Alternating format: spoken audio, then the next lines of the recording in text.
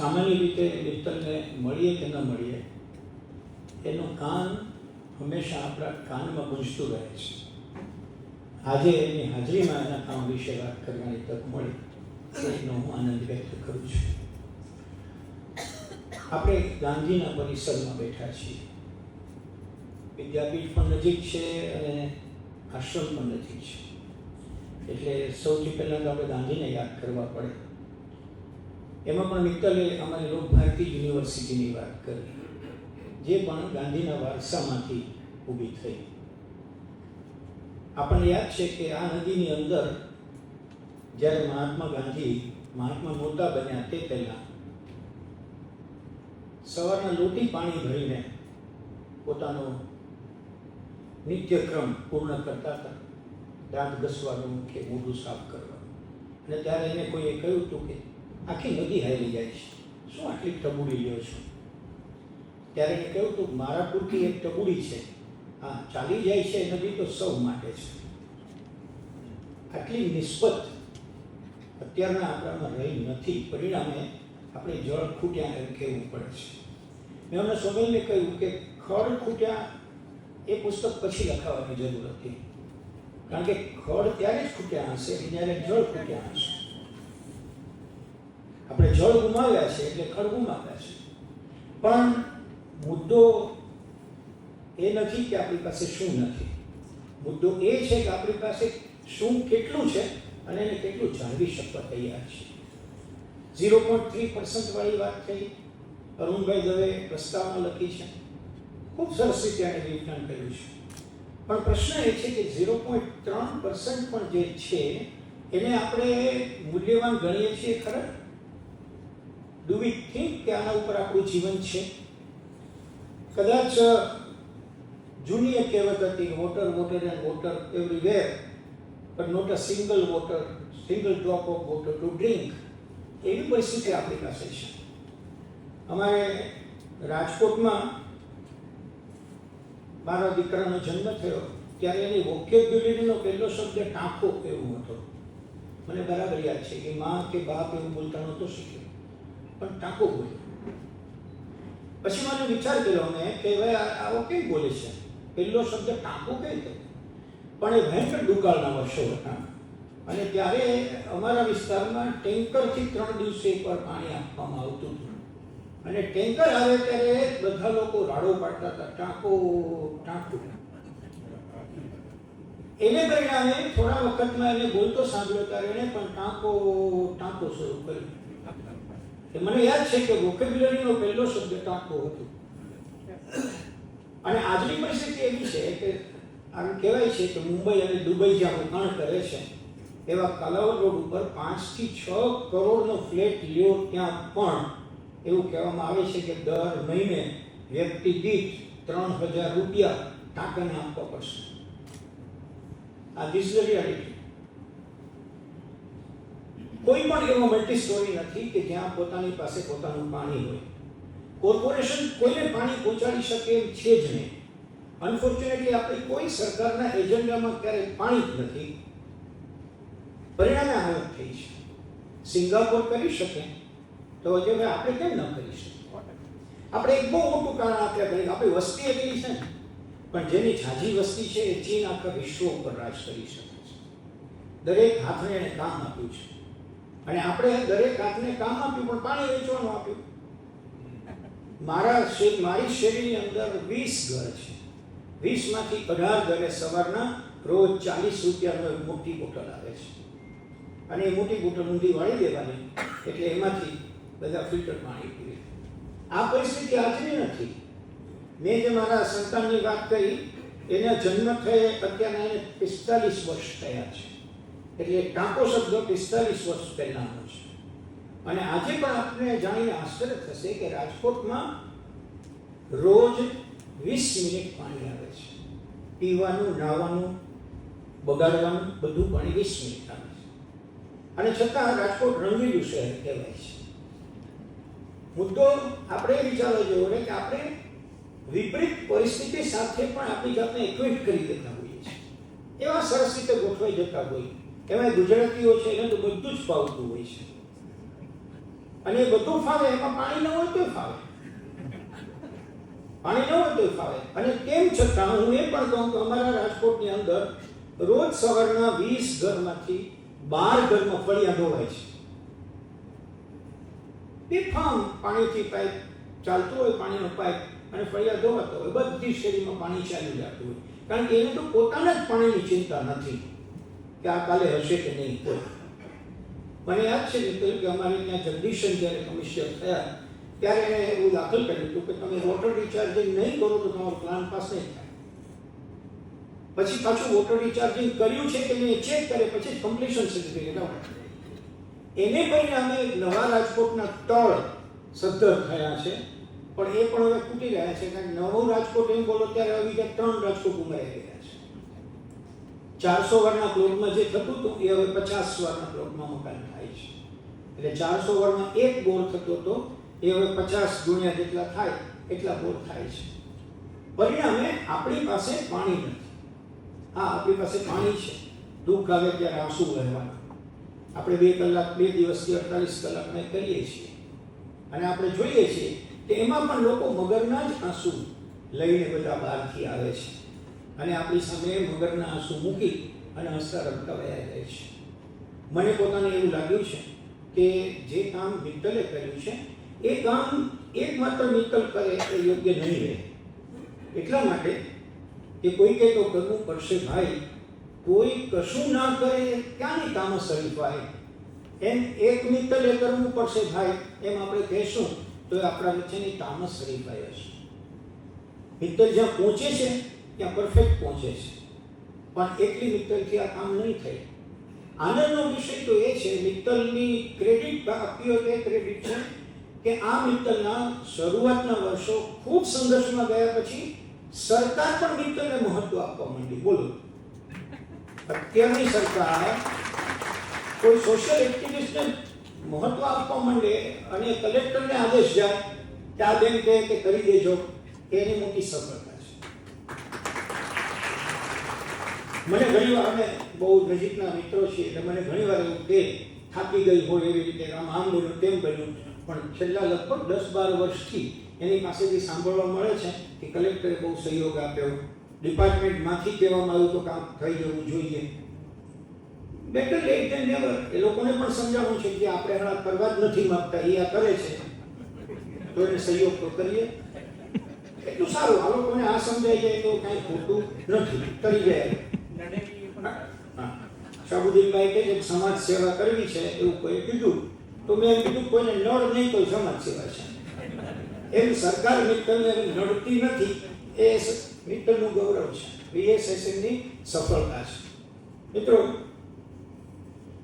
સામાન્ય રીતે આપણે એવું કહેતા આવ્યા છીએ કે નાના બાળકથી લઈને જે તમે એના જીવનમાં ઉતારવા માંગતા હો કે 7 કે 8 વર્ષ સુધીની જે સમયગાળો છે એવો છે કે જેને હેબિટ ફોર્મેશન પીરિયડ કહેવાય છે. ડેવલપમેન્ટલ સાયકોલોજીના બહુ મહારથી છે એલિઝાબેથ હર્લોક, એણે આપણા ડેવલપમેન્ટના સાયકલના સ્ટેપ્સ આપ્યા છે. એમાં એમ કહ્યું છે કે 7-8 વર્ષ, જે હવે લગભગ વહેલા થવા લાગ્યા, તો પણ 7-8 વર્ષ સુધીમાં તમે બાળકમાં જે ઉતારશો એ જ 15 વર્ષ સુધીમાં મોટું થશે, અને 15 વર્ષ પછી તમારા બાળકમાં કોઈ ફેરફાર નહીં થાય. તમને જોઈને માર્ગ પસંદ કરશે નક્કી, બાકી પહેલા જે ઉમેર્યું તે જ ઉમેરવાનું છે. એટલે સોનલે જે કહ્યું કે આ પુસ્તકને અભ્યાસક્રમમાં મૂકવું જોઈએ, હું બહુ એવું નહીં કહું, કારણ કે અભ્યાસક્રમમાં જે વસ્તુ મૂકે છે ને એનો આ લોકો નિબંધન કાઢી નાખે છે. એટલી બધી ખરાબ હાલત કરે કે આપણને એમ થાય કે શું, કારણ કે એમાં તો બાળકોને કવિતા સાથે પૂછવામાં આવશે કવિતામાં ક્યાં પાણી દેખાય છે.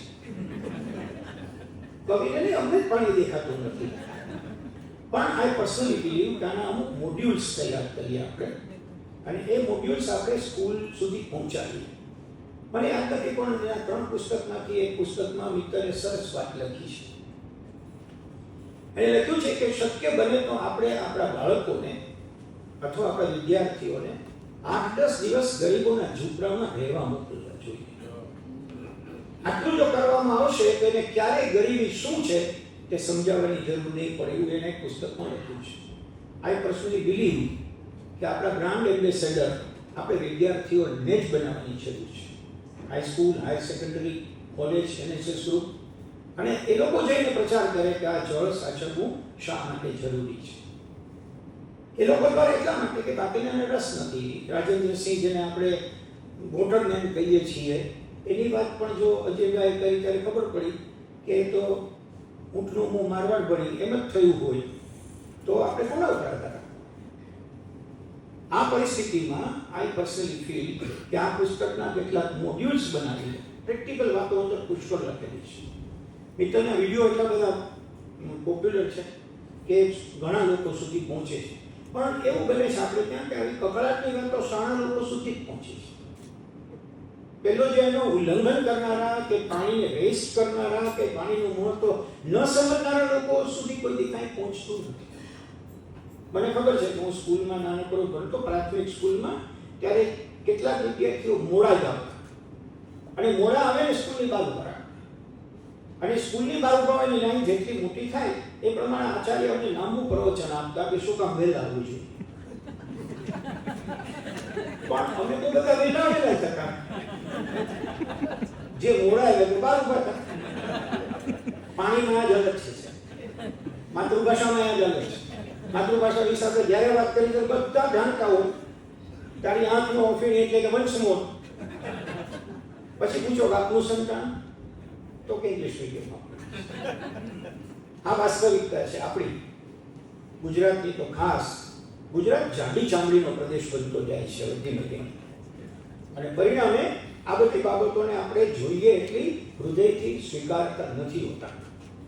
મારે વિશેષ કંઈ કહેવું નથી, સમય બરાબર આપણે જાળવો છે.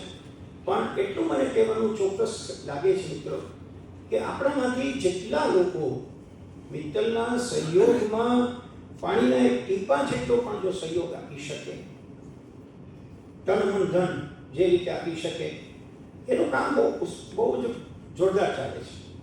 અને એને ઘણા લોકો, પ્રતુલભાઈ બેઠા છે, અનેક મોટા ડોનર સુધી એ વાત પહોંચી છે. કારણ કે એ ડોનર્સ એવા છે કે ક્યારેય લાઇમલાઇટમાં આવીને કામ કરવા નથી માંગતા. કોઈ સાચું કામ કરે છે તો એને ટેકો કરનારા ડોનર્સ એની પાસે છે, એટલે એને બહુ સહયોગ મળે છે. પણ આઈ પર્સનલી ફીલ કે જો તમે તમારામાંથી એક એવું જેને આપણે ઇન્ફ્લુઅન્સ કહીએ છીએ એવું કોઈ ગ્રુપ ઊભું કરી શકીએ તો એ વાત આપણે પહોંચાડવી જોઈએ, આપણે લોકોને કરવી જોઈએ. મારી વાતનો છેલ્લો મુદ્દો આપની સમક્ષ મૂકું કે જ્યારે જ્યારે આપણી પાસે દુકાળ આવ્યા છે ત્યારે દુકાળ પૂરતી સજગતા આપવામાં આવી છે.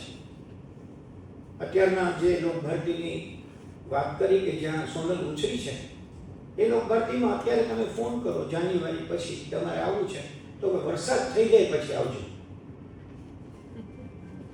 ઇવન સ્ટુડન્ટ્સના એડમિશન પણ જૂનમાં પહેલો વરસાદ થાય પછી કરવા પડે છે. આ લોકભરતીની યુનિવર્સિટી સાથે હું જોડાયેલો હતો એટલે મને આ ખ્યાલ છે. હું હમણાં નાલંદા યુનિવર્સિટી, જે વર્ષો પહેલાં આપણું હેરિટેજ હતું, એની જે નવી યુનિવર્સિટી બની એનું કેમ્પસ જોવા ગયો. આ વાત કેમ એટલે કરું છું કે ગુજરાત સાથેનું કનેક્શન છે. અને એના વાઇસ ચાન્સલર સાથે એના કેમ્પસમાં જ્યારે મેં 3.5-4 કલાક કાઢ્યા ત્યારે એક વાત જાણીને બહુ જ આનંદ થયો. એણે કહ્યું કે આ કેમ્પસના 450 એકરમાં એક પણ પાણીનું ટીપું બહારથી આવતું નથી, અહીંથી બહાર જતું નથી. ઇલેક્ટ્રિસિટી બહારથી આવતી નથી, અહીંથી બહાર જતી નથી. અમારા કોઈ પણ ભવનના ખંડોની અંદર એસી નથી, છતાં 12 કરતાં 5 કે 6 સેન્ટીગ્રેડ તાપમાન નીચું છે. એટલે મેં આશ્ચર્ય સાથે કહ્યું તમારું કામ બહુ જોરદાર છે, તમને કોઈ વર્લ્ડ લેવલના આર્કિટેક્ટ મળ્યા હશે. એને કહ્યું કે આનું ટેન્ડર બહાર પડ્યું હતું, કારણ કે એ એકમાત્ર યુનિવર્સિટી એવી છે કે જે મિનિસ્ટ્રી ઓફ એક્સટર્નલ અફેર્સ દ્વારા ચાલે છે. એનું 100% ફંડિંગ મિનિસ્ટ્રી કરે છે એક્સટર્નલ અફેર્સ. અને એ સારું છે કે એક્સટર્નલ અફેર્સ વાળાને શિક્ષણમાં બહુ ન ખબર હોય, એટલે જેને ખબર પડે એને ટેકો આપે.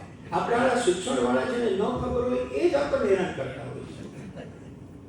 પણ એને કહ્યું કે ફંડિંગ કરે છે અને એને એવું કહ્યું કે 149 ટેન્ડરમાં આવ્યા હતા, ડિઝાઇન મંગાવવામાં આવી હતી, કોમ્પિટિશન કરવામાં આવ્યું, 149 વર્લ્ડમાંથી આવ્યા. અને એમાંથી જે સિલેક્ટ થયું, જે ડિઝાઇનનું તમે વર્ણન કરો છો એ તમારા અમદાવાદના બાલકૃષ્ણ દોશીની ડિઝાઇન છે. અને આ બધી જ વાત આપણી વચ્ચે રહેલા બાલકૃષ્ણ દોશી નાલંદા યુનિવર્સિટીમાં બિહાર પટણામાં કરી શક્યા. આપણે એને પારખવા જોઈતા હતા ત્યારે નહીં પારખ્યા. આપણે દોશી હુસેન ગુફાનું ગટકડું પકડીને બેઠા અને હુસેનને લઈને દોશીને બદનામ કર્યા. એક નાનકડી વાત યુનિવર્સિટીને કહું અને મારી વાત પૂરી કરું. એ લોકોએ કહ્યું અમે પેલા 14 તળાવ બનાવ્યા. હમણાં રેફરન્સ કર્યું, કદાચ સોનલે કહ્યું કે તળાવની કનેક્ટિવિટીમાં 14 તળાવ બનાવ્યા. પહેલું તળાવ છે એ તમે ઉપર જઈને જોવું પડે, કારણ કે લગભગ 50 ફૂટ ઉપર છે લેન્ડસ્કેપિંગ. બીજું છે 45 ફૂટ છે, ત્રીજું છે 40 ફૂટ છે. આવી રીતે ફરતા 14 તળાવ બનાવ્યા. પરિણામે અમારે ચિંતા પહેલું તળાવ ભરાય એની જ કરવાની છે. ઇન્ટરલિંકેજ એટલું સરસ કર્યું છે કે પાણી બધું સચવાઈ રહે છે. એમાંથી જે માટી નીકળી 14 તળાવ ખોદના, એનો દોશી સાહેબે ત્યાં ને ત્યાં ઈંટ બનાવવા માટે ઉપયોગ કર્યો અને એમાં 5 કરોડ ઈંટ ત્યાં બનાવવામાં આવી, જેમાંથી બિલ્ડિંગ બનાવી. આપણી વચ્ચે રહેલા માણસોને ઓળખવામાં આપણે ઘણું મોડું કરતા હોઈએ છીએ, કારણ કે બધા ચડી બેઠેલા નથી હોતા. ચડી બેઠેલા રાત છે ત્યારે આ વાત મને એટલે આનંદ આપી ગઈ કે જુઓ તમે, જેને વર્લ્ડ ઓળખે છે, દોશી સાહેબનું નામ આજે પણ આર્કિટેક્ચર દુનિયાની અંદર વિશ્વપિતામહ તરીકે લેવાય છે. મેં એની સાથે 2 કલાકનો સંવાદ કર્યો ત્યારે મને ખબર હતી, પણ મને એટલો બધો આનંદ થયો હું જ્યારે યુનિવર્સિટીમાં હતો ત્યારે કે આ યુનિવર્સિટી મારા એક પાણીદાર એવા આર્કિટેક્ટની ડિઝાઇન છે. સોશિયલ આર્કિટેક્ટ તરીકે આપણી વચ્ચે મિત્તલ છે, એની ડિઝાઇન આપણે સ્વીકારીએ તો બરોબર. Thank you.